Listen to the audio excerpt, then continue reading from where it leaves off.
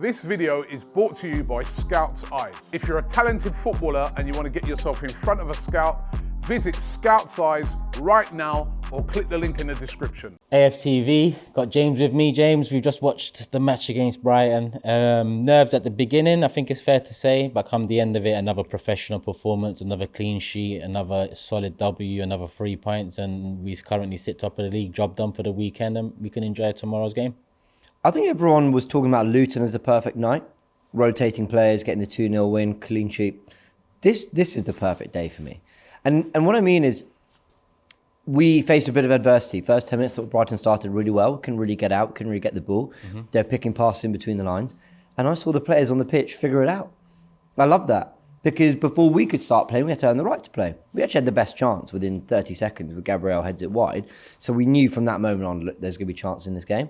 3-0, I think, is a reflection of our performance. We were so good defensively. Big up to Ryan, who was on box to box. He tweeted himself the words, "Arsenal are defensively unbelievable," something along those lines. Like, it's just, we had a really good foundation. We came through the first 10, then we started playing. And then you look at some of the chances we created. Bukayo Saka, when he cuts in on his left, does really well. The pass from Jorginho, by the way, his passing was immaculate, Jorginho. Finds Ben White. Ben White, Midge and Saka were through on goal. He cuts in on his left foot, you're thinking that should be a goal. Kai Havertz whips it to the back post to Jesus. I don't know if it should be a goal, it should be on target. Maybe he'd expect to do better. Jesus, another shot saved, that was just before the header. I think he also could have had 3 here. And then we get the penalty, which for me was clearly a penalty. And I actually understand, do you know who I understand? The Liverpool fans are aggrieved by it. Because they're saying, we were told that getting a touch on the ball meant, ultimately, it's not a pen, like, Doku did. But now you actually have to win the ball. And that's fair. That is a contradiction. I can't remember what I thought at the time. I'm long past it. But I guess right now, it's a pen. You've got to win the ball. You can't just touch it. There's no point just... And by the way, he grazes it. He barely even touches it. So for me, it's a clear pen. And we take it. Second half, we had to again just sort of settle into the game. I don't think the conditions were great. We talked about it on the watch along. And then bam, bam, sucker punches and 3-0. It was... And like, I'm reluctant to say this because it all sounds super hyperbolic and all that, but it really was like a Champions performance. I've watched City, Liverpool, Chelsea, whenever they won titles over the last 10 years.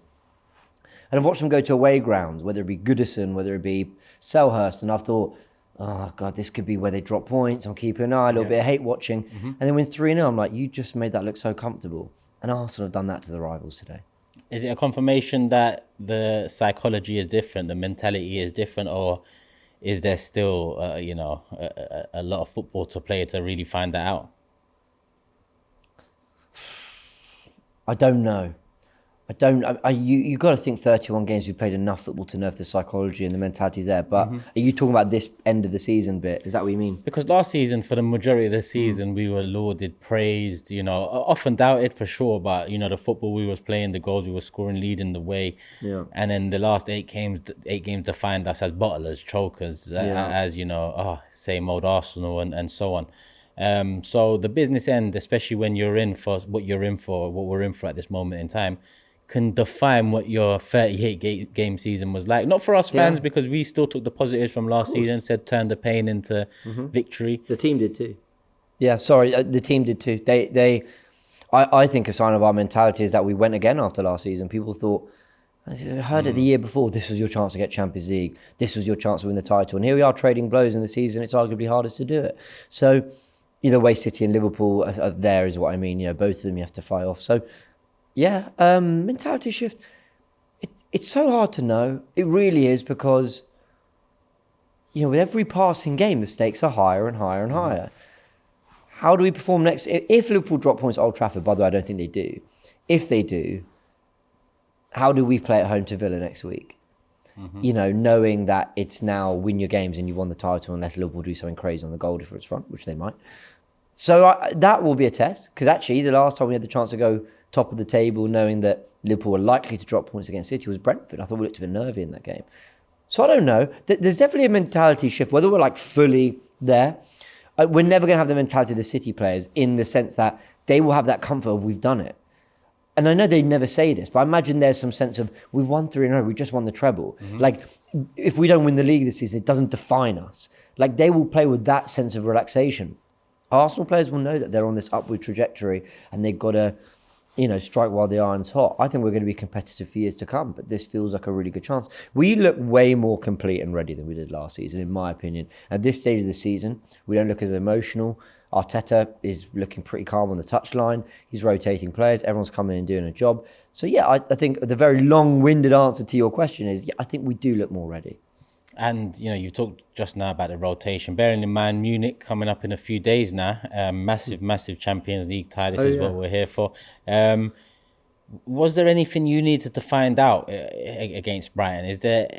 Was there any questions you needed answered in this game to decide your lineup or decide who starts in certain positions come Munich? Or were you pretty comfortable in knowing prior to this rotation, considering a lot of it has come from maybe Martinelli being injured, but now he's back?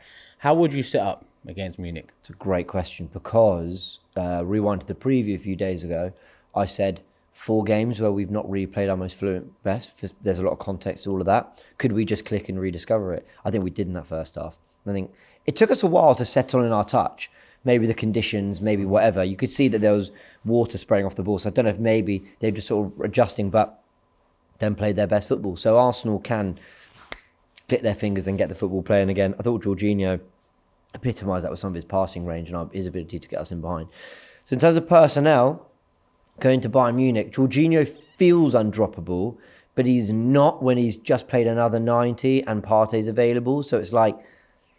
That was an interesting one. Yeah, and in the middle against Musiala, Thomas Müller might drift inside. Harry Kane drops deep. I don't know. We're gonna preview. The previews will be out on Monday, people. So go check those out. I don't know yet.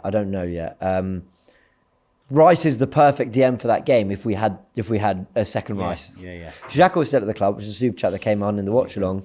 I'd start Rice and Xhaka. But Rice is exactly what we need for that game. So I don't know yet. Elsewhere, I think we've got to get Martinelli back in. I think the Champions League, you don't want to panic. And I think Jesus did fine against Brighton. Obviously won us the penalty, had some good moments, had some slightly rash moments. By rash, I mean just sort of like, he does everything a bit million miles an hour, and I was like, calm down, you can make that pass. I would be inclined to start Martinelli, but Havertz keeps his place. And actually, we've gone this far, I haven't mentioned Kai Havertz. He was phenomenal.